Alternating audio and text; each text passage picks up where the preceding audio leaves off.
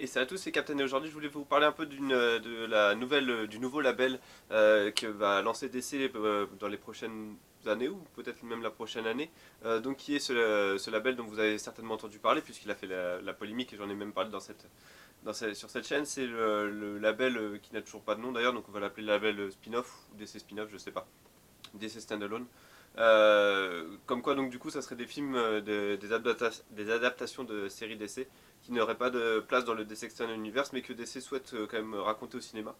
Et donc souhaite voilà, les mettre en avant dans des nouveaux films avec un budget plus réduit, avec des acteurs différents et donc des histoires qui n'auraient pas lieu dans le DC Extended Universe mais dans des terres probablement parallèles. Au final, je me rends compte que j'ai pas beaucoup parlé de cette idée. Je trouve que c'est pas une si mauvaise idée que ça si c'est bien exploité. C'est-à-dire que si faut que ces films, comme ils ont des budgets un peu plus courts, faut qu'ils sortent des périodes où on les attend pas justement, où ils vont pas créer un embouteillage avec les autres films super-héroïques.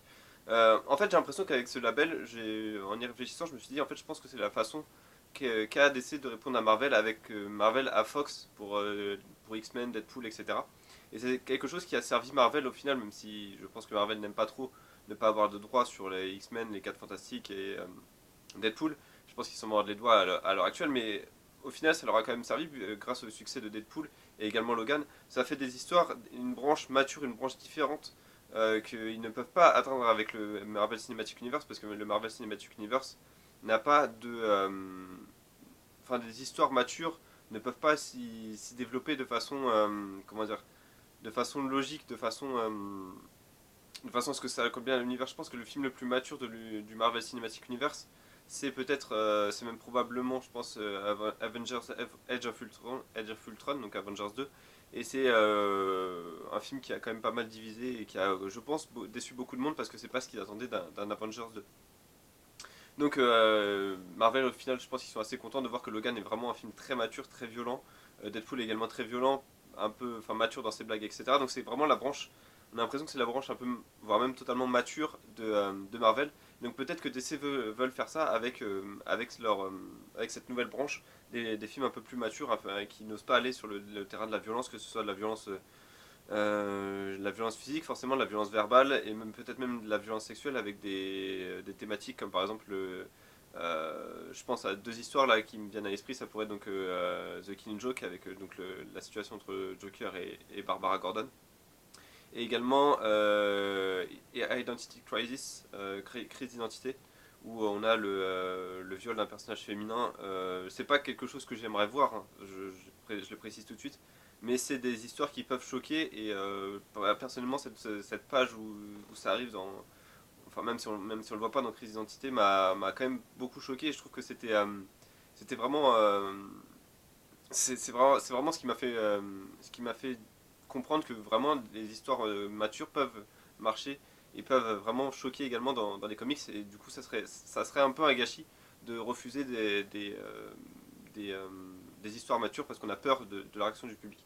Donc tout ça pour dire que je pense que c'est une bonne idée si ça arrive, comme j'ai dit, si ça arrive vraiment à se différencier du DC Extended Universe. C'est-à-dire que ne pas sortir par exemple un film du DC Extended Universe je sais pas, en juin à la Wonder Woman et pour sortir un film du DC spin-off en août, quoi. Ça serait plus en septembre-octobre, là où le moins de monde vont voir les films. Comme Deadpool. Deadpool et Logan ont réussi parce qu'ils sont sortis très tôt dans l'année, selon moi. Et du coup, on a vraiment l'impression que ça se différencie des films de super-héros. Même si Logan, c'est peut-être un peu différent parce que c'est celui qui a au final lancé l'année des super-héros 2017. Et je pense que c'est à l'heure actuelle d'ailleurs le meilleur film de super-héros que j'ai vu cette année. Bref, je pars un peu hors sujet, mais tout ça pour vous dire que je pense que sortir un film DC spin-off, donc je suis pour, mais il faudrait limite en sortir qu'un seul par an et faire des histoires vraiment qui se différencient donc totalement, que ce soit en termes de thèmes abordés, de maturité, de violence, etc., qui se différencient donc totalement du DC Extended Universe. Et donc, en final, je me suis rendu compte en pensant au film que ça pourrait, que ce label pourrait produire, qu'en fait, ces films sont peut-être déjà annoncés et qu'on n'en sait rien. Et donc, pour moi, en fait, les films Bad Girl, je pense que Bad Girl fait partie, enfin, je pense que Bad Girl c'est un peu balancé. Je pense pas que DC sache actuellement ce qu'ils veulent en faire véritablement de ce film. Vu qu'il y a Joss Whedon, ça m'étonne. Enfin, je trouve que Joss Whedon est trop gros entre guillemets pour être pour lancer un DC spin-off, je pense que Joss Whedon a sa place dans le DC Extended Universe, ne serait-ce que pour faire la nique à Marvel. Euh, Là où je. Donc, mais dans un sens, Batgirl, ça a également pas tellement, à l'heure actuelle en tout cas, sa place dans le DC Extended Universe, surtout avec Matt Reeves qui veut faire un Batman un peu à part. Donc je pense que Batgirl, c'est un peu l'avenir de ce film en fait est un peu balancé. Par contre, Nightwing, je pense qu'on peut. Je suis prêt à parier que ça sera dans le DC spin-off. Les origines du Joker, forcément, c'est peut-être même ce qui va débuter ce spin-off là.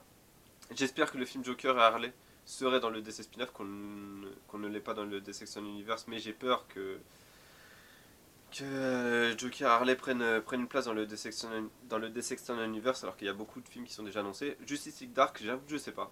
Justice League Dark, pour le coup, je pense que la maturité, la violence, les personnages un peu délicats à aborder, comme Constantine, comme Deadman également, Swamp Thing qui a une moralité qui n'est pas forcément très établie aux yeux du grand public. Je pense que c'est plus un film qui serait justement plus logique pour le DC spin-off. Autres films qui n'ont pas été annoncés mais que du coup je pense que c'est quasiment assuré qu'ils seront dans le DC spin-off, c'est le film Lobo qui était censé être en développement pour 2022 ou quelque chose comme ça. Je pense que le film Lobo c'est parfait pour pour un DC spin-off. Le film également Booster Gold et Blue Beetle, je pense que c'est typiquement le genre de film qui serait parfait pour le DC spin-off. Euh, J'en avais d'autres qui me venaient à l'esprit. Superman Red Son, c'est évident. D'ailleurs, c'était le réalisateur de Kong Skull Island qui voulait faire Superman Red Son.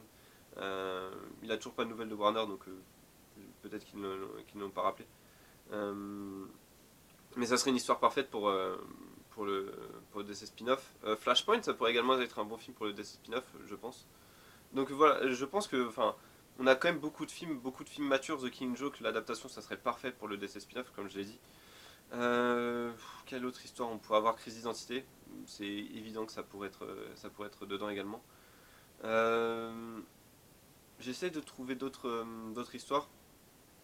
Je pense qu'on a quand même fait le tour de pas mal d'histoires assez importantes, de personnages également assez importants. Après, est-ce qu'on pourrait pas avoir des personnages comme Redwood apparaître dans le DC spin-off?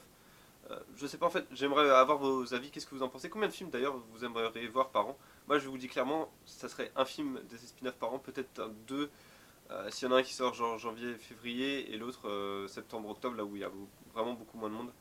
Euh, J'hésite également à savoir, enfin je me demande en fait s'il faut vraiment dans le DC spin-off des films que matures, ou est-ce qu'on peut avoir à la manière de Fox avec Deadpool et Logan qui sont deux films matures, mais il y en a un qui est plus basé sur le comics, c'est le second degré avec avec la destruction du quatrième mur, et Logan qui se prend vraiment très très au sérieux, qui est vraiment un film très noir.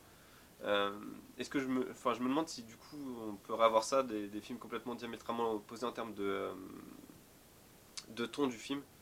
Donc du coup, Booster Gold et Blue Beetle, ça serait vraiment un film par exemple très humoristique, mais qui pourrait avoir des blagues assez crues. Là où Justice League Dark et les origines du Joker seraient vraiment un film très mature et avec une violence très crue. Donc en fait, voilà, il y a beaucoup de questions, mais il y a également beaucoup de potentiel avec ce futur label. Beaucoup de films qui pourraient être traités, beaucoup de personnages également qui pourraient être traités, et c'est ça qui m'intéresse le plus.